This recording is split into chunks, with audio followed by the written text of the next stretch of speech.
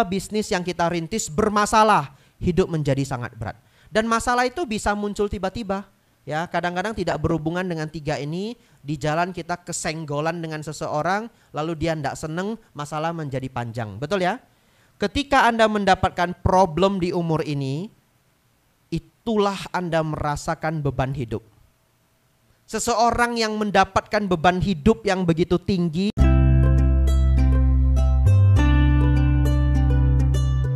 Saudara-saudari, baik, kita mulai.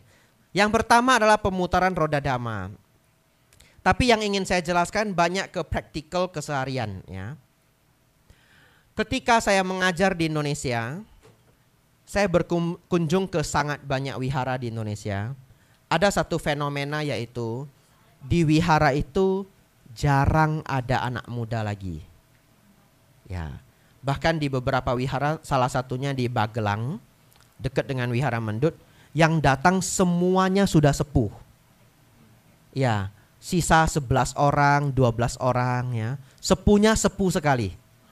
Ya.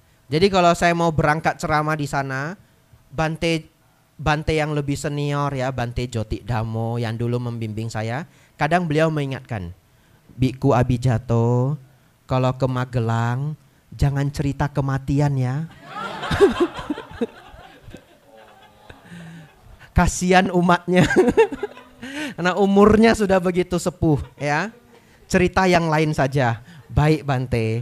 Nah kalau kita ke wihara seperti itu kadang kita mikir ya, ini tinggal 11 orang. Kadang-kadang yang datang 7 orang. Sepuh-sepuh semua. Lah kalau ini habis, ini wiharanya tutup. Sehingga, dan ini tidak sedikit provinsi seperti itu. Muncul pertanyaan. Bante, kalau di wihara tidak ada anak muda, apakah berarti itu pertanda agama Buddha di Indonesia kelak akan habis? Ya, ada yang terpikir seperti itu? Sedikit orang mungkin pernah berpikir ya. Tahu enggak, saya selalu menjawab, jawabannya tidak. Jawabannya tidak. Anda tahu kenapa? Karena anak muda itu memang sangat sulit menerima penjelasan dhamma. Di antara banyak mungkin 25% saja yang benar-benar nyimak, nangkep dan senang. Kenapa?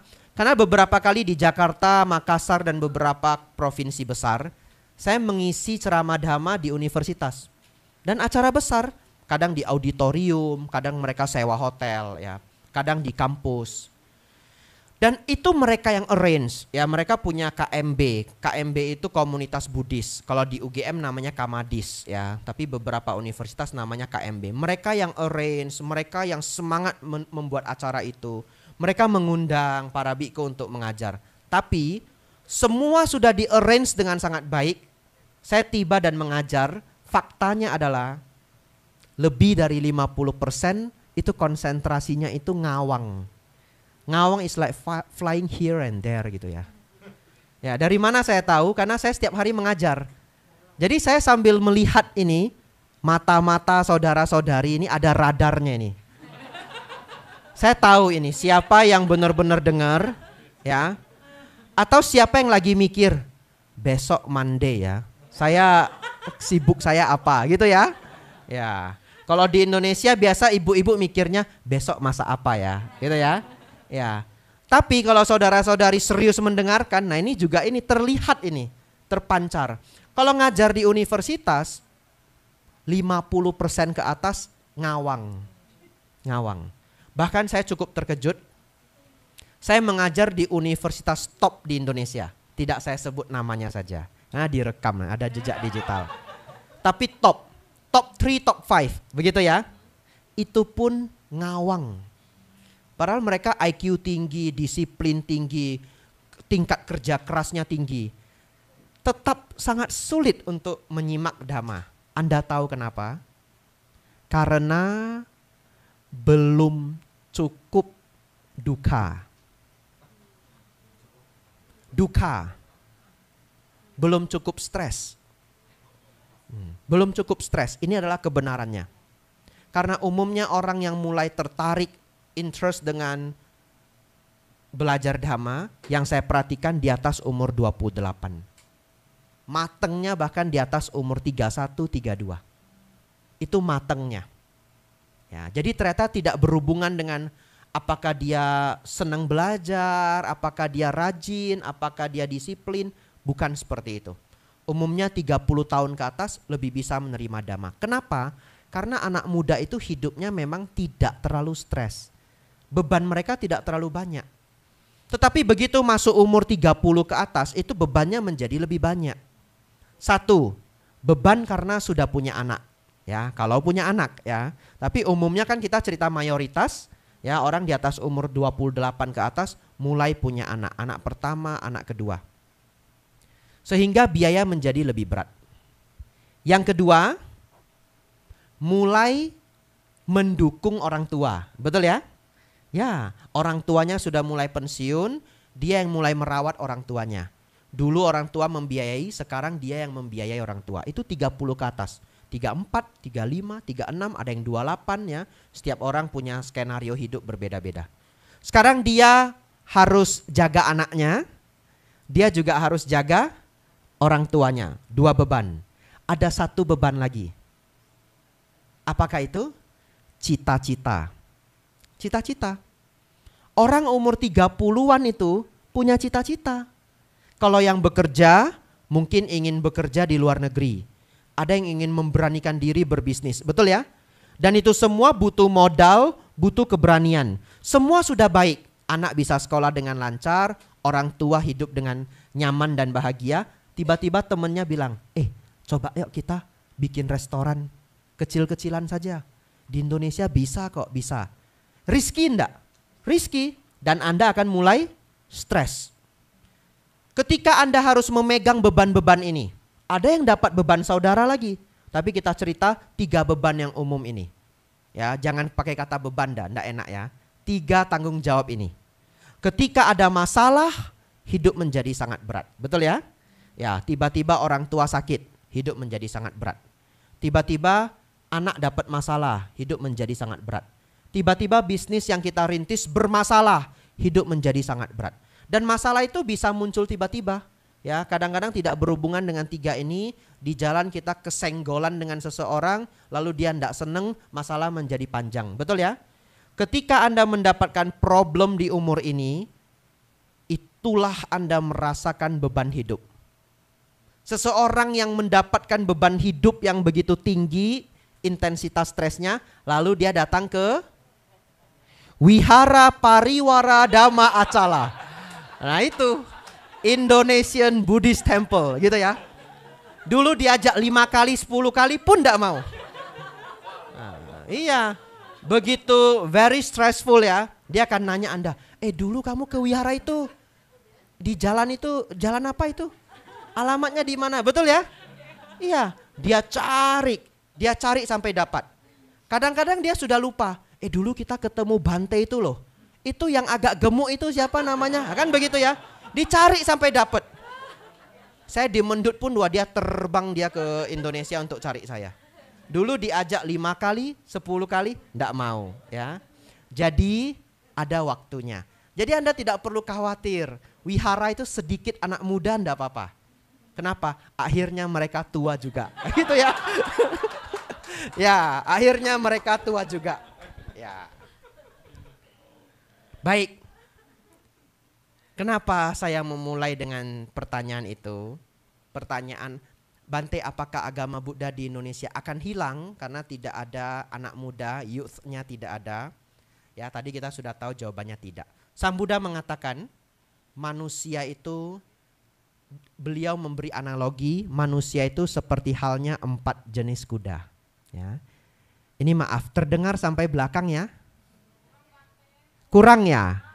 Oh ya, baik.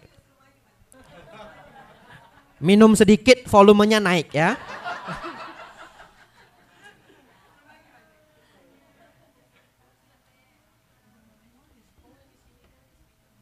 Pantesan ya, panitia sudah menyiapkan saya air 1 jar. So, volume bisa tinggi ini ya. Baik, supaya terdengar sampai belakang kita lebih semangat ya. Baik. Saudara-saudari, Sang Buddha menyampaikan manusia itu seperti halnya 4 jenis kuda, ya. Baik, kita lanjutkan ya. Bapak Ibu saudara-saudari, Sang Buddha menyampaikan bahwa manusia itu seperti halnya 4 jenis kuda. Kuda yang pertama itu ditepuk saja dia jalan. Itu kuda yang pertama. Kuda yang kedua dicambuk sedikit, ya, dipecut sedikit saja. Ini dia jalan. Kuda jenis ketiga harus dicambuk berulang-ulang sampai kesakitan, dia baru mau jalan. Ya. Kuda jenis keempat benar-benar tidak mau jalan. Dicambuk seperti apapun tidak mau jalan. Akhirnya bagaimana?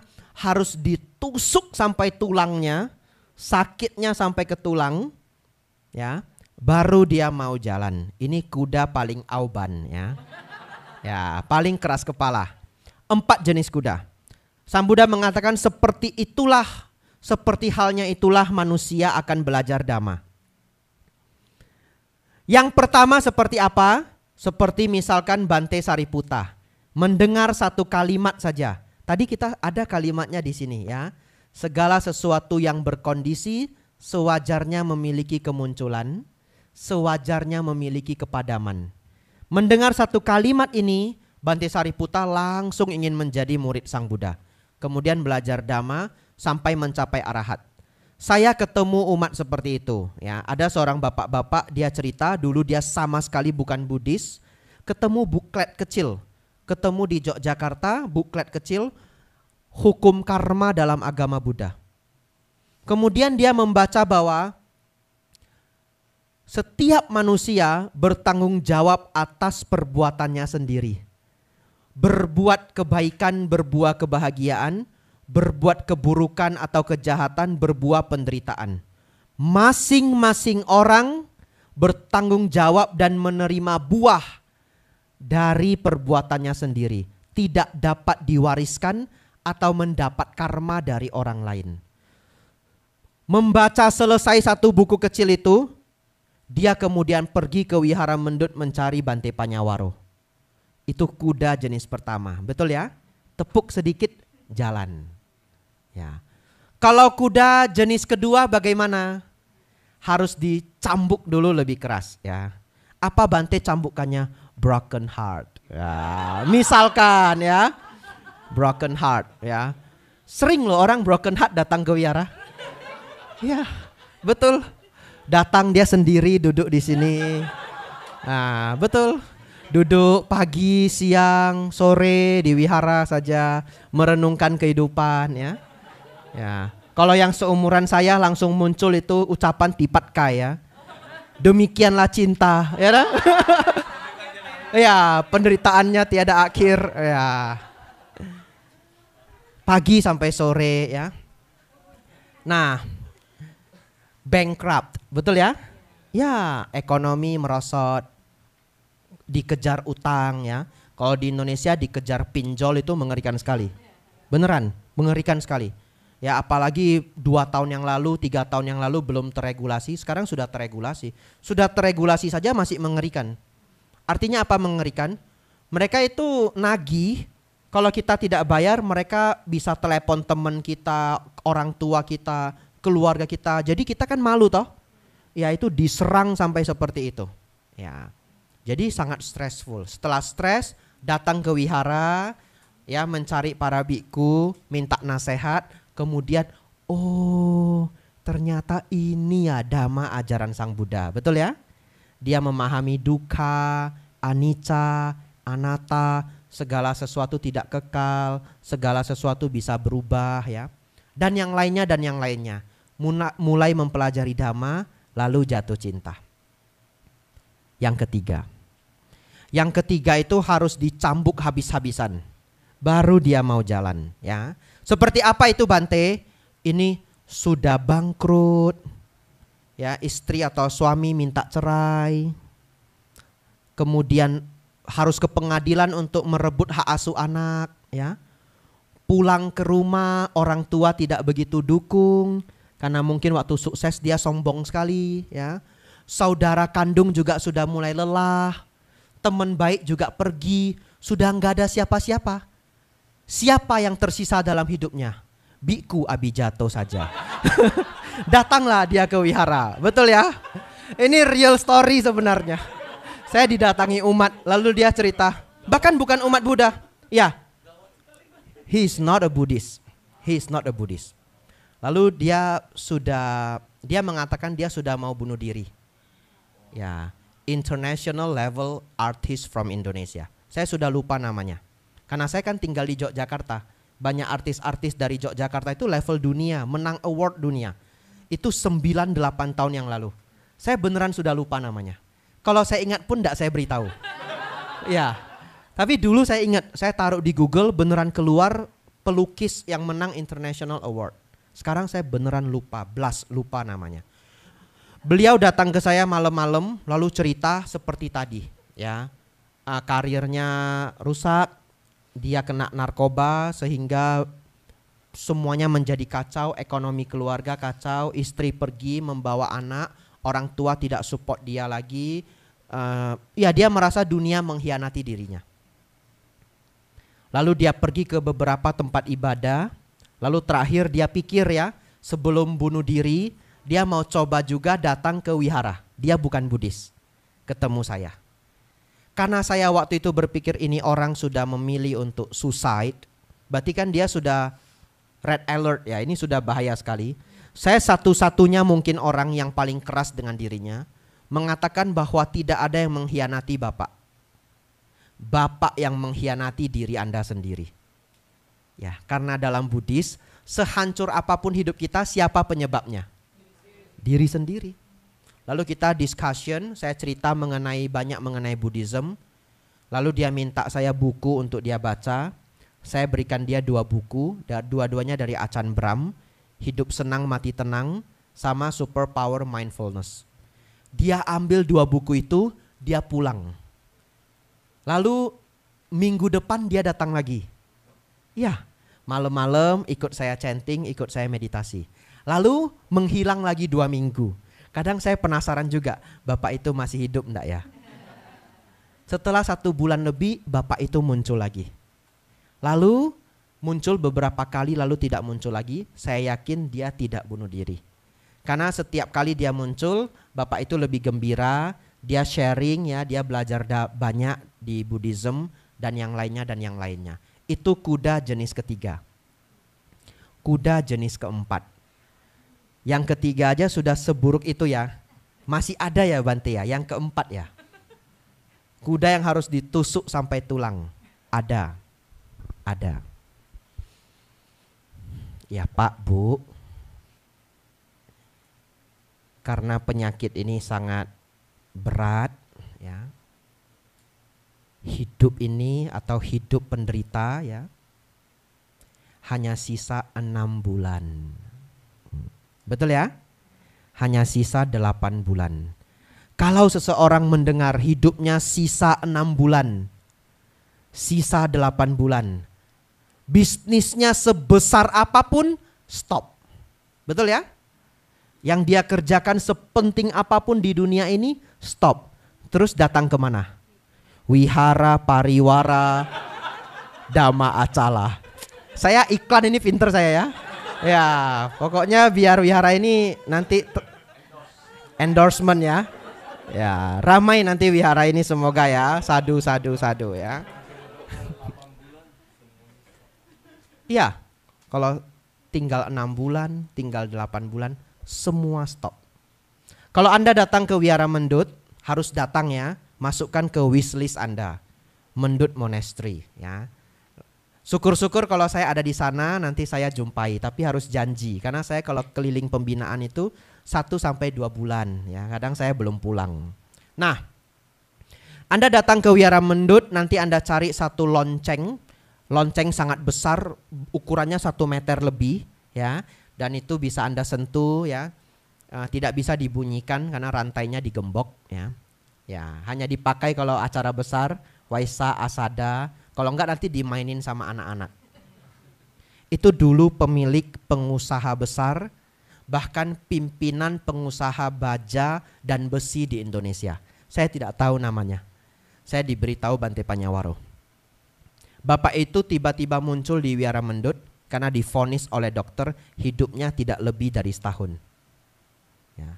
Setelah divonis hidupnya tidak lebih dari setahun, perusahaan pabrik yang sangat besar itu tidak dia pikirkan lagi. Betul ya? Datang ke wihara, kemudian jalan ke sana kemari karena wihara kita cukup luas. Akhirnya ingin bertemu guru. Beruntung sekali dia bertemu Bante Panyawaro. Belajar dhamma dengan Bante Panyawaro sampai cukup lama. Dia cukup bisa memahami keadaan hidupnya, mulai bisa menerima pembelajaran dhamma, mendapat banyak sekali manfaat. Akhirnya dia minta izin ke Bante Panya, Bante boleh enggak saya berdana lonceng.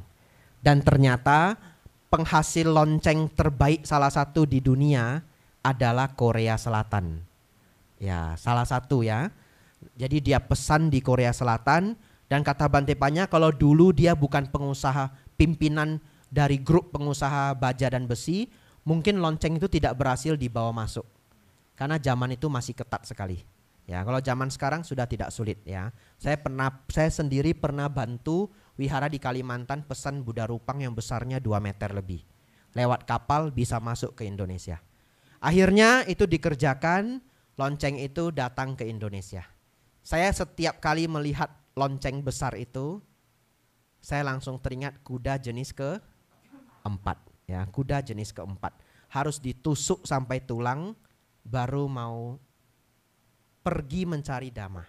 Semoga saudara-saudari yang hadir di sini adalah kuda jenis pertama ya.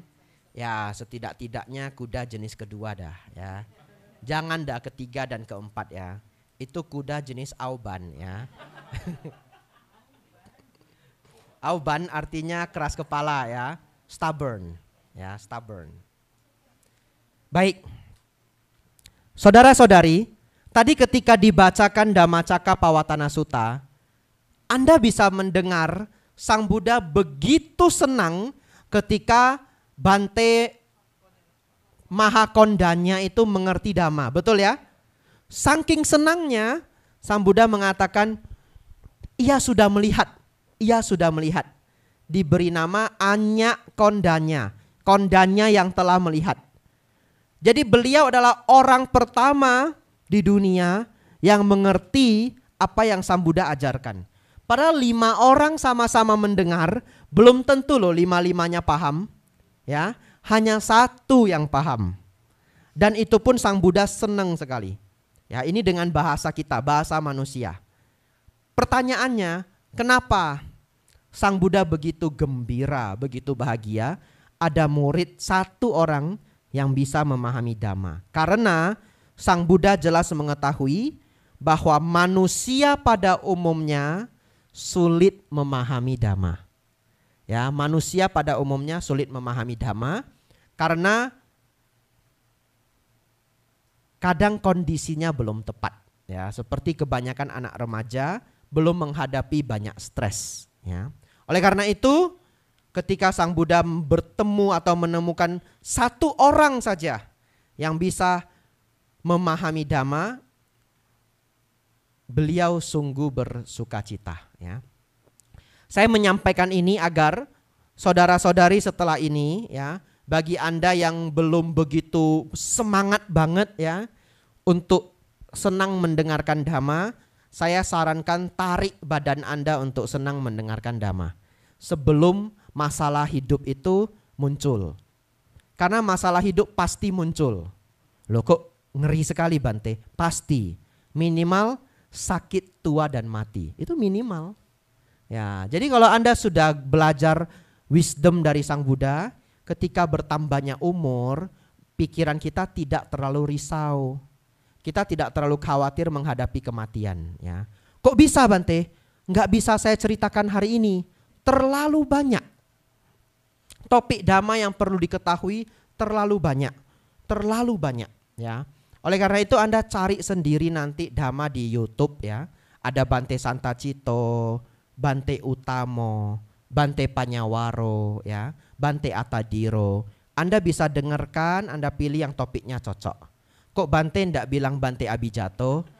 Ya, masa saya iklan diri sendiri? Ya, ndak enak ya iklan diri sendiri ya. Ya.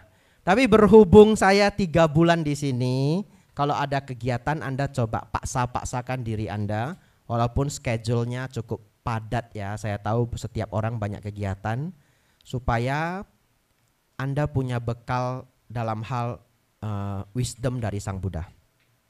Baik, tidak disangka sudah setengah jam berlalu. Saya nyusun bahan ini saya pikir 50 menit. Sepertinya ini 1,5 jam ini ya. Aduh, gawat ini. Terlalu banyak ini yang masih belum habis ya. Saya potong-potong sedikit ini terpaksa ya. Ya. Tenang, yang saya potong nanti tetap akan saya sampaikan di sesi-sesi berikutnya. Baik, saya masuk ke bagian yang sangat penting ya. Setelah bagian yang sangat penting ini, kembali saya berikan story ya. Jadi ini bagian yang sangat penting, saudara-saudari konsentrasi ya. Nanti kita ada bagian story. Saya ingin cerita beberapa kisah yang Bante Panyawaro langsung ceritakan ke saya pribadi. Kalau saya tidak tinggal di Mendut, saya juga enggak pernah dengar cerita ini ya. Tapi sebelum itu kita masuk bagian yang sangat penting. Saya mohon semua konsentrasi. Karena bagian ini barangkali bisa mengubah hidup Anda. Setidaknya beberapa dari yang hadir ya. Ketika Sang Buddha menjelang wafat, menjelang parinibbana, itu bahasa Palinya ya. Beliau itu dijaga ya, dibantu sama Bante Ananda selama 20 tahun. Ya, tapi 20 tahun itu berarti Bante Ananda merawat Sang Buddha ketika Sang Buddha sendiri sudah cukup sepuh. Umur 60 tahun sampai 80 tahun. Ya, bagi Anda yang belum hafal, Anda boleh mulai menghafal. Sang Buddha keluar dari istana umur 29 tahun. Ya. Mencapai penerangan sempurna umur 35 tahun. Lalu wafat umur 80 tahun. Mencapai penerangan sempurna umur 35 tahun, wafat umur 80 tahun, beliau mengajar 45 tahun. Oleh karena itu Tripitaka kita satu lemari, karena beliau mengajar 45 tahun. Ya, jarang ada guru atau nabi yang mengajar sampai sepanjang itu. Ya, itu sebabnya kitab suci agama Buddha menjadi sangat banyak dan lengkap. Saudara-saudari, sebelum Sang Buddha wafat, di samping ada Bante Ananda, beliau mengatakan begini ke Bante Ananda. Ananda, lihatlah ke angkasa. Para dewa menaburkan bunga-bunga surgawi untuk mengantar kepergian saya. Jadi kalau bagi mereka yang memiliki mata dewa, mereka melihat ke atas langit, itu bunga-bunga surgawi itu turun, ditabur oleh para dewa. Lalu Sang Buddha mengatakan ini pesan yang sangat penting. Beliau mengatakan, namun penghormatan tertinggi kepada seorang Buddha sesungguhnya adalah mempelajari dan mempraktikkan ajaranku. Ya, Sang Buddha sendiri mengatakan penghormatan tertinggi kepadaku, ku itu Sang Buddha. Penghormatan tertinggi kepada seorang Buddha adalah dengan mempelajari dan mempraktikkan Dhamma. Tetapi kita selalu berpikir bahwa puja kepada Sang Buddha itu adalah berdana bunga, dupa, lilin, membacakan parita. Benar, sangat benar. Tapi tahukah Anda, ketika Anda sudah mau marah, sedikit lagi marah, lalu Anda gosok-gosok dada, ya, sudahlah, begitu ya, sudahlah. Anda sedang menghormati Sang Buddha. Ya, karena Anda sedang praktik dhamma.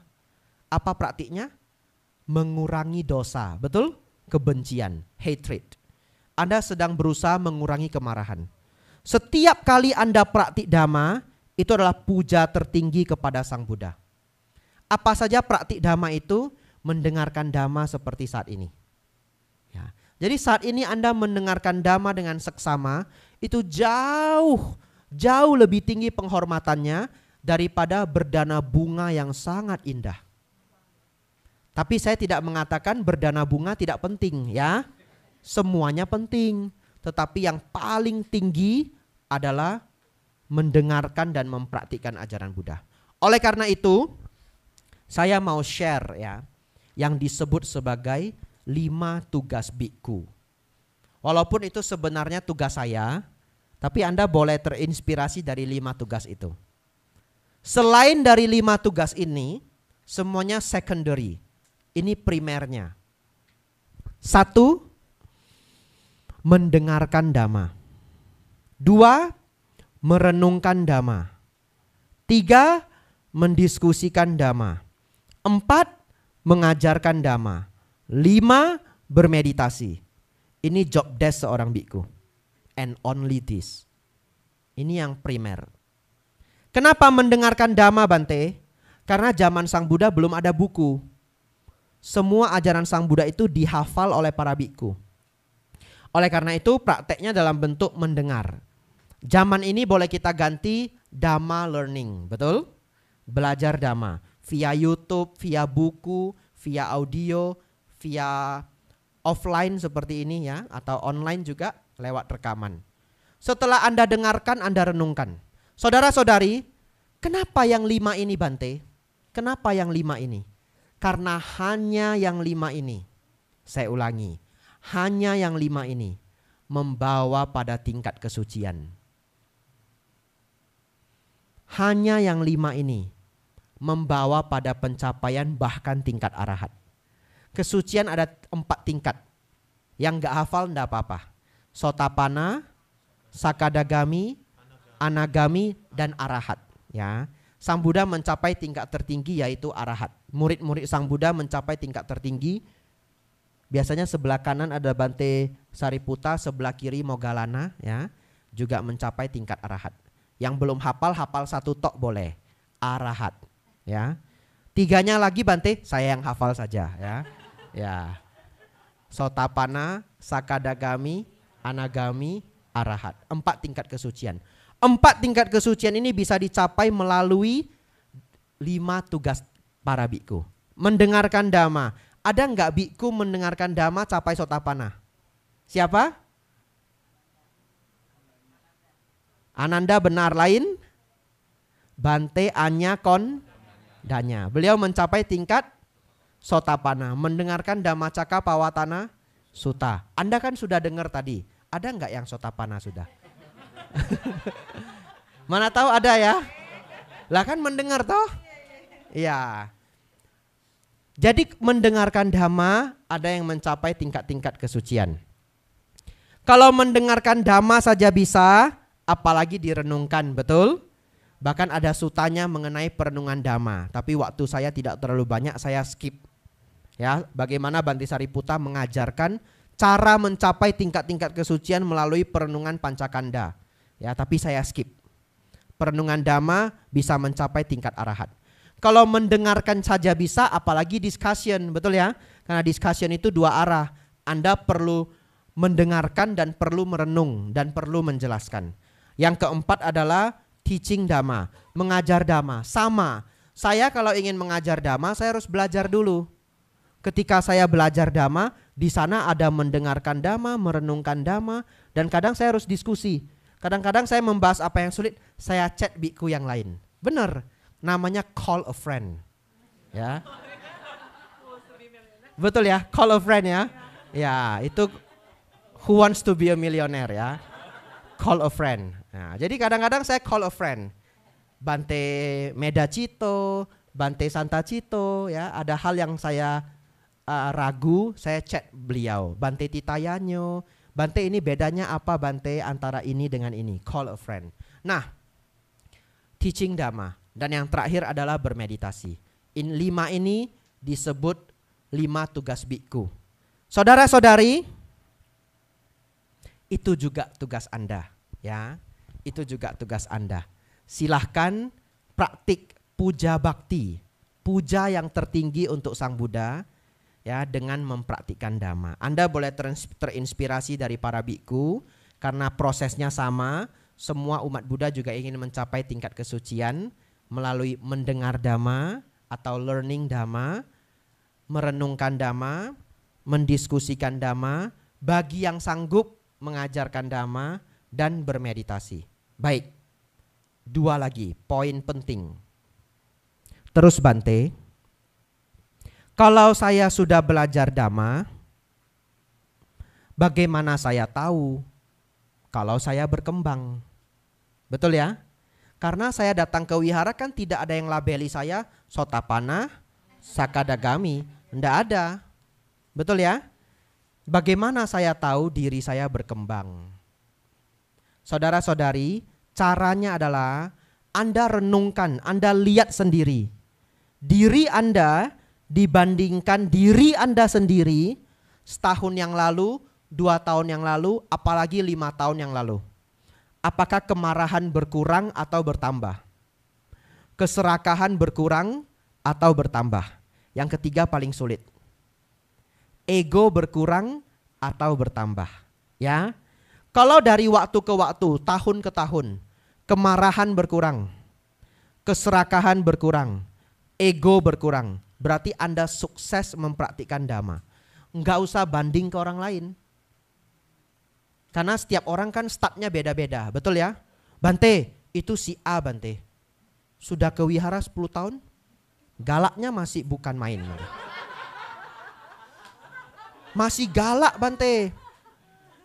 Terus saya jawab, enggak, ibu itu bapak ibu enggak galak. Lah kan sama Bante enggak galak. Bante sudah pulang, galak lagi Bante.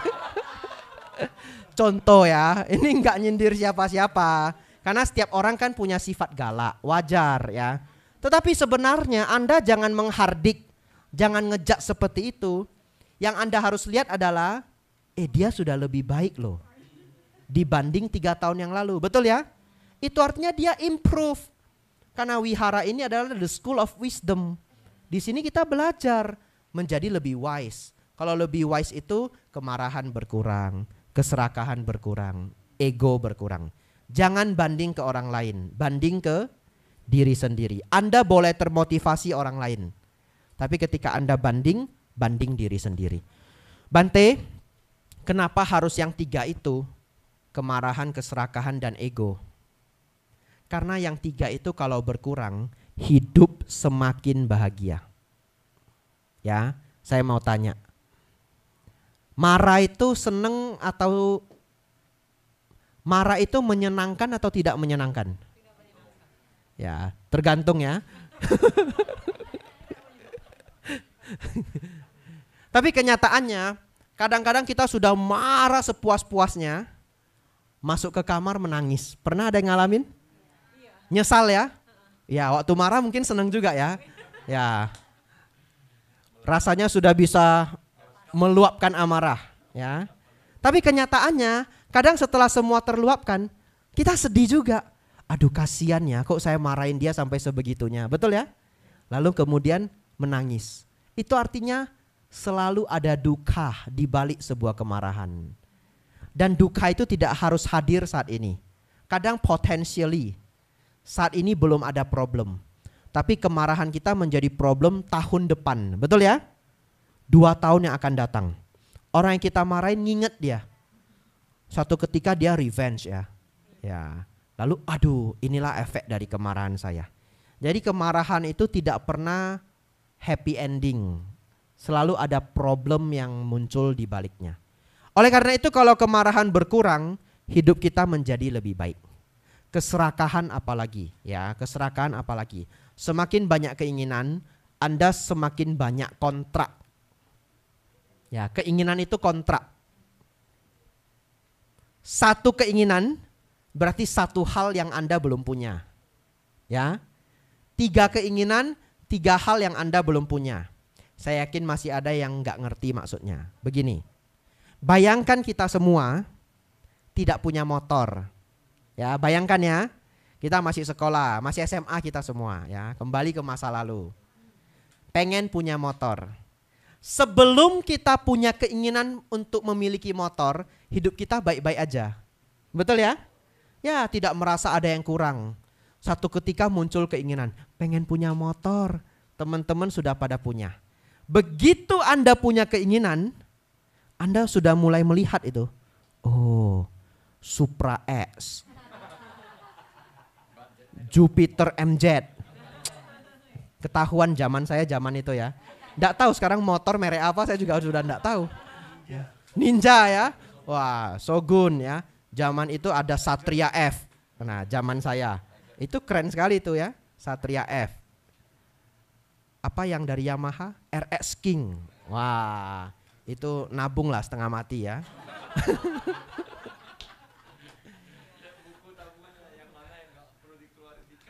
Betul.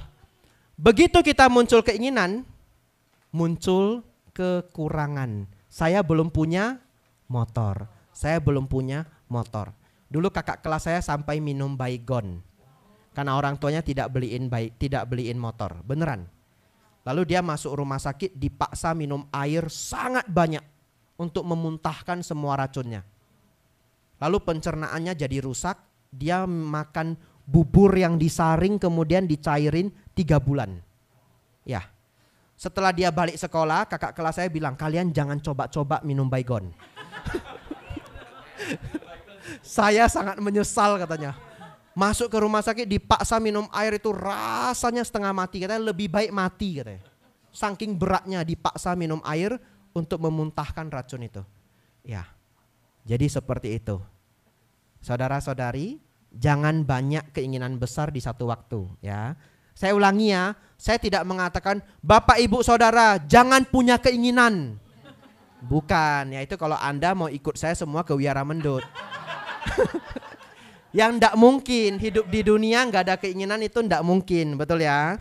Tapi keinginan Anda itu jangan yang pertama menuju pada hal-hal yang jahat ya. Keinginan-keinginannya yang baik. Ingin anak sekolah tinggi ya, ingin masalah kehidupan berkurang ya, ingin punya hal-hal fasilitas-fasilitas hidup. Silahkan. Tetapi saran saya jangan banyak keinginan besar di satu waktu. Keinginan besar kalau bisa satu aja. Kalau Anda punya 3-4 keinginan besar di satu waktu, otomatis Anda stres. Karena Anda yang bikin sendiri. Ya, satu keinginan terwujud, baru bikin lagi satu keinginan yang baru ya. Satu step by proses. Lalu terakhir untuk topik ini. Ego Bante, kenapa ego harus berkurang? Ya, ini yang paling sulit.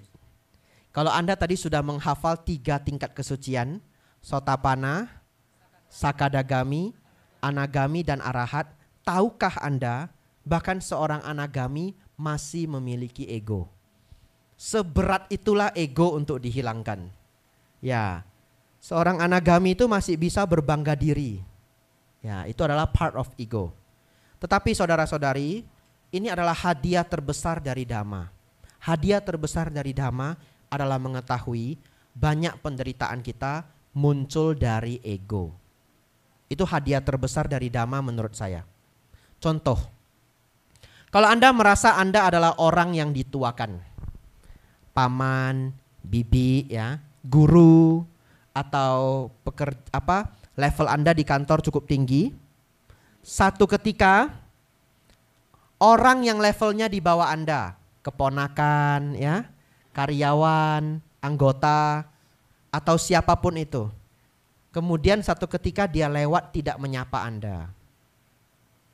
Atau dia sebegitu dingin kepada Anda. Lalu seseorang menjadi sakit hati. Apanya yang tergores? Egonya yang tergores, ya. Egonya yang tergores. Semakin tinggi egonya, semakin sakit hatinya. Oleh karena itu kita belajar menurunkan ego. Kalau kita bisa menurunkan ego kita sampai minimal, ketika hal-hal yang menggores ego itu mengganggu atau hadir dalam hidup kita, kita tidak terlalu terluka. Ya, kalau Anda sudah belajar dhamma sampai tingkat yang cukup tinggi, bahkan Anda tidak terluka. Begitu ya. Nah, itu akan sangat membantu hidup kita. Di satu waktu kadang kita tidak didengar orang, ya. Kadang orang tidak respect kita. Kadang orang yang seharusnya menghargai kita tidak menghargai kita. Ya, itu part of life, ya. Dengan berkurangnya ego, kita tidak menjadi sakit hati. Tapi Anda tidak juga menjadi pasif. Betul ya? Kalau tidak menjadi sakit hati, bukan berarti kita tidak fix the problem. Kalau itu adalah keponakan Anda, dia lewat tidak menyapa, apalagi kita masih membawa kultur dari Indonesia, Anda harus ajari dia. Ketemu orang yang lebih tua nyapa ya, itu kesopan santunan ya. Itu fix the problem, tapi Anda tidak stres, betul ya? Jadi kalau orang sudah bisa fix the problem without the stress, Anda jadi orang wise. Ya, itu kenapa perlu menurunkan dosa, loba, dan moha. Dosa kebencian, loba keserakahan, moha, ego, dan kebodohan batin. Itu topik saya untuk poin dhamma sore hari ini ya. Saya ulangi sedikit kenapa kita membahas ini tadi, yaitu pertanyaannya adalah bagaimana kita tahu Bante kalau kita berkembang di dalam dhamma. Kita mengetahuinya ketika kemarahan dalam diri kita berkurang, keserakahan berkurang, ego berkurang ya. Dari masa ke masa kita bandingkan dengan diri kita sendiri. Dengan secara singkatnya kita boleh mengatakan kebijaksanaan bertambah. Anda tahu tidak kenapa kalau saya ceramah saya sering menunjukkan jam? Itu sebenarnya adalah small break. Karena otak manusia itu kalau konsentrasi ada limitnya. Beberapa orang 20 menit, 30 menit sudah habis limitnya. Ya, kalau dengar dhamma seakan-akan berkonsentrasi tapi sudah tidak tahu apa yang dibicarakan. Betul ya? Ya, istilahnya ngawang ya. Ya. Jadi itu juga saya alami sendiri kalau saya baca buku. Ya. Jadi Anda kalau ketemu saya sedang baca buku, Anda mungkin akan heran. Cara saya membaca buku itu sangat aneh. Saya baca buku mungkin hanya setengah jam. Ya, paling kuat 40 menit. Tapi kebanyakan 35 menit sudah lelah. Dan kalau saya lanjut membaca, saya nggak tahu lagi apa yang saya bacakan. Harus balik lagi dari paragraf awal, balik lagi dari paragraf awal. Jadi cara saya membaca buku sangat aneh. Ya, kemarin dari Singapura terbang ke sini hampir 19 jam. Ya, jadi saya ditemani buku tebel gini. Nah, jadi saya pikir 19 jam nggak apa-apa lah. Pokoknya selesai penerbangan ini saya jadi lebih pinter ya. Bukunya setebal ini saya bawa sengaja. Saya sudah standby nih. Ya, sudah diberitahu oleh teman-teman, Bante itu perjalanan sangat panjang. Katanya itu the longest flight in the world. Ya, hebat juga. Saya sudah lulus ya. Ya. Jadi setelah ini kalau ada yang bilang Bante itu jauh penerbangannya, tidak ada yang lebih jauh lagi. Ya. Tidak ada yang lebih jauh lagi. Karena saya sudah ngalamin the longest flight in the world. Gitu ya. Jadi mungkin orang di sebelah saya itu sedikit bingung melihat saya. Saya baca buku 30 menit, tutup bukunya tidur. Bener, tidur saya. Ya tidur, terus bangun 25 menit atau 30 menit, saya sudah fresh lagi, saya baca lagi. Baca sampai otaknya sudah nggak bisa nerima, tidur lagi. Nah, bangun, baca lagi. Tapi sulitnya, ternyata penerbangan 19 jam itu benar-benar sulit ya. Iya loh, saya sudah baca, tidur, baca, tidur, baca, tidur. Saya sudah berjuang, kemudian saya buka monitornya, 15 jam perjalanan lagi. Waduh. Kapan habisnya ini? Betul ya? Saya lihat di orang-orang di sebelah saya. Semuanya itu nonton Kung Fu Panda, Mission Impossible. Ya, Interstellar, kan kelihatan judulnya ya. Saya hanya melihat flight gitu. Temperature. Ya, local time. Iya, current time itu yang saya nikmati. Oh ya, kita sudah terbang di sini ya. Ya. Beginilah nasib saya ya. Tidak boleh putar itu film movie ya. No movie in my life ya. Jadi kalau ada yang nanya saya, Bante gimana, how is your flight? Ya, I'm enjoying the flight gitu. I even monitoring the flight. Very seriously, betul ya? Jadi setiap saya lihat buka monitor cuma itu yang saya lihat ya. Sudah sampai di mana gitu. Lalu tutup monitornya, baca buku, tidur lagi. Setelah saya cukup mengantuk, saya happy juga. Cukup mengantuk ini. Tidurlah saya.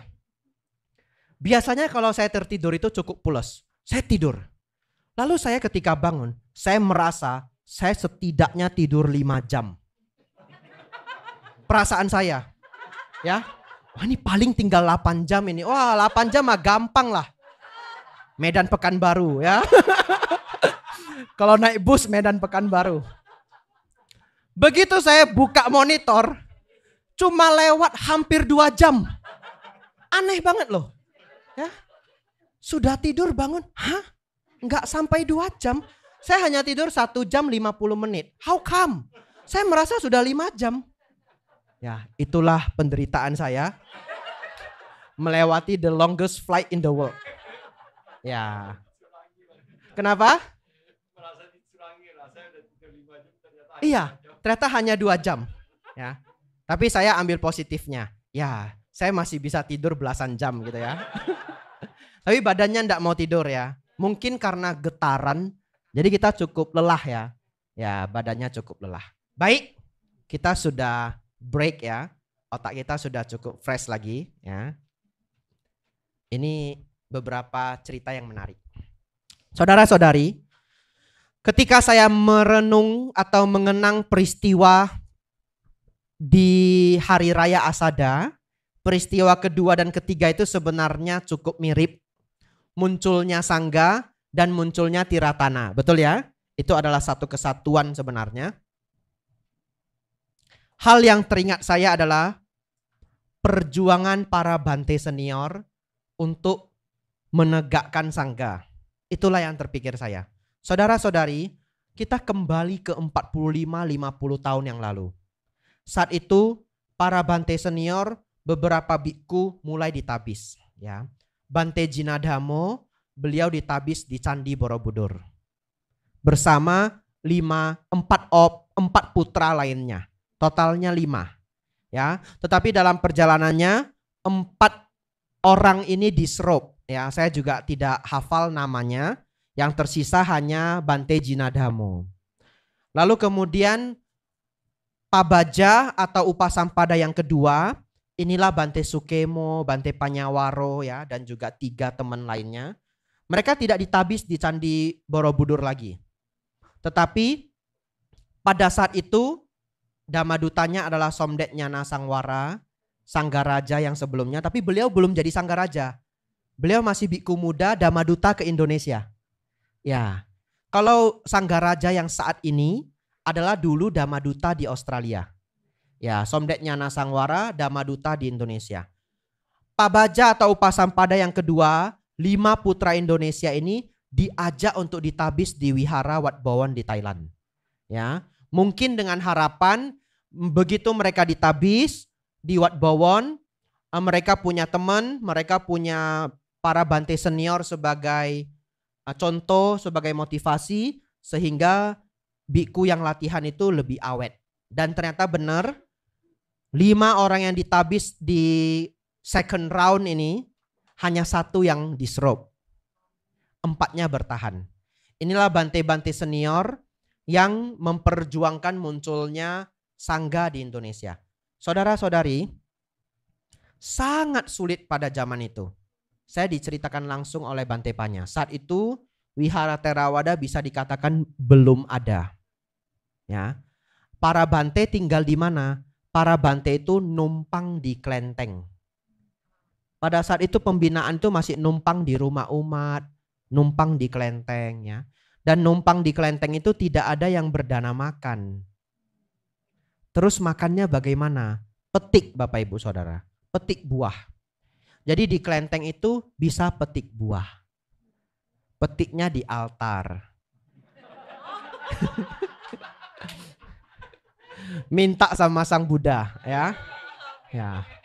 Masih beruntung kalau di kelenteng itu selalu ada kue, buah, permen ya. Kalau di Theravada bunga dan air ya. Sometime ada buah, sometime ya, tapi tidak semua wihara. Ya, jadi ya bunga dan air ya. Kalau saudara-saudari lupa ada Biku Abijato di sini, saya makan ini. Ya, tapi tidak akan lupa ya, karena saya tahu di sini sudah dijadwal ya. Yang berdana makan sudah dijadwal. Kalau Anda lupa juga Anda apa-apa. Lemak saya masih banyak. Ini persiapan ya. Saya sebulan tidak makan, hanya minum, mungkin masih hidup ya. Baik. Beliau sering dapat buah dari altar. Itulah yang beliau jalani di zaman-zaman itu. Satu pengalaman sangat berat. Beliau mengajar di satu kota, lalu pulangnya tidak ada yang mengantar. Beliau jalan kaki untuk pulang kembali ke Mendut. Sangat jauh. Saya lupa nama tempatnya. Tapi beliau benar-benar jalan kaki. Ya. Beruntungnya kalau di Indonesia, saya pikir juga di India, kalau dengan pakaian jubah seperti ini, jalan itu mungkin sudah nggak ada yang ganggu. Ya, kalau sudah pakaian seperti ini masih diganggu, saya pikir kelewatan. Ya. Di Indonesia itu sangat beruntung. Orang agama apapun umumnya respect dengan rohaniawan. Rohaniawan agama apapun, betul ya? Kita yang Buddhis ketemu pastor di airport atau di bus station, kita juga respect. Ya, itu keberuntungan di Indonesia. Nah, jadi beliau jalan kaki menuju ke Wihara Mendut, sangat jauh. Sangat jauh. Di tengah perjalanan beliau di stop, ada satu bus yang tiba-tiba berhenti. Lalu kerneknya manggil beliaunya untuk naik. Pak, naik Pak, silahkan. Tapi beliau tidak ada uang. Betul toh? Tidak membawa uang kemana-mana. Uang ada di kapia. Ya. Lalu beliau bongkar-bongkar tas para biku, bahasa Thai namanya yam. Ya. Beliau bongkar-bongkar yam itu, ketemu pena satu gepok itu. Lalu beliaunya bilang begini, Mas, pakai ini boleh? Ganti pakai pen. Dia tiketnya ganti pakai pen. Orangnya baik sekali. Orangnya bilang, biksu naik aja, gak perlu bayar. Diceritakan oleh beliau. Saat itu beliau berceramah di satu desa yang sangat jauh. Sangat jauh. Beliau tidak cerita ke saya juga apa nama desanya. Kata beliau, bahkan harus menyeberangi sungai. Jauh sekali.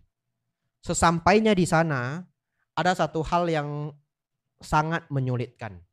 Sangat menyulitkan. Ternyata di sana itu semua air di sana itu keruh. Termasuk air minum. Ya, termasuk air minum. Jadi ketika beliau memberi dhamma desana seperti ini, tiba-tiba beliau disajikan air minum. Bayangkan airnya datang, warnanya keruh. Tapi panas. Walaupun air keruh kan bisa dimasak toh. Ya. Terus beliau angkat, ingin beliau minum.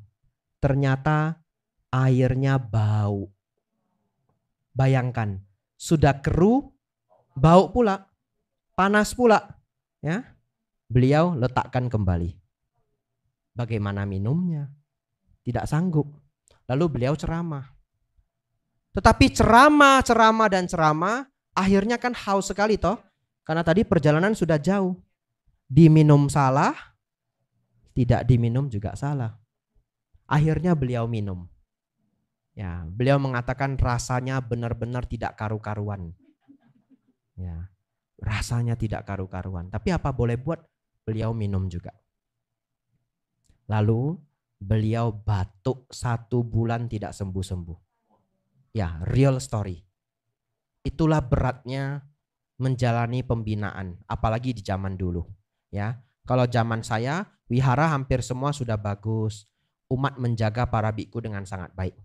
Tapi setelah mendengar cerita itu, kemanapun saya pergi, bawa air minum sendiri. Saya sudah pengalaman ya. Semakin jauh desanya, bawa air semakin banyak. Ya, saya pernah mau diantar ke desa yang jauh. Saya bawa koper toh. Kopernya isi apa? Air 1,5 liter 2 botol. Jadi apapun yang akan saya hadapi, yang penting saya ada air ya. Ya, saudara-saudari, itulah yang kita pelajari. Sore hari ini sangat panjang pelajaran kita. Luar biasa, Anda mengikuti sampai habis. Peristiwa ketiga adalah munculnya Tiratana. Tidak ada lagi yang saya jelaskan. Yang saya tulis di sini hanya satu. Mengembangkan rasa syukur kita karena saat ini ada Sang Tiratana yang melindungi kita. Begitu ya, Buddha, Dhamma, dan Sangha. Oleh karena itu pada perayaan Asada ini saya ingin semuanya terinspirasi dari 3 peristiwa ini. Dan makna yang ketiga munculnya Tiratana, bagaimana kita memaknainya? Kita memaknainya dengan lebih semangat belajar Dhamma. Ya, saya catat di sini. Saat ini yang bisa kita syukuri, satu, ada banyak Dhamma online. Betul ya? Anda ingin belajar Dhamma sesulit apapun, sekarang ada kelasnya. Ya, ingin belajar Sutta, Majjhima Nikaya, Anguttara Nikaya, ada pelajaran Bhante Bodhi di YouTube. Ya, itu sangat-sangat convenience. Dan luar biasanya Anda semua bisa bahasa Inggris. Kalau saya cerita ini di Indonesia, tidak semua bisa bahasa Inggris. Ingin belajar pun terhambat bahasa. Yang nomor 2, buku Dhamma sudah sangat banyak ya, bahasa Indonesia maupun bahasa Inggris. Yang masih senang baca buku bahasa Indonesia, download sendiri, dhammacita.org. Ya, T-nya 2, dhammacita.org ya. Yang ketiga, wihara dan program Dhamma itu sudah ada banyak di mana-mana. Itulah rasa syukur kita.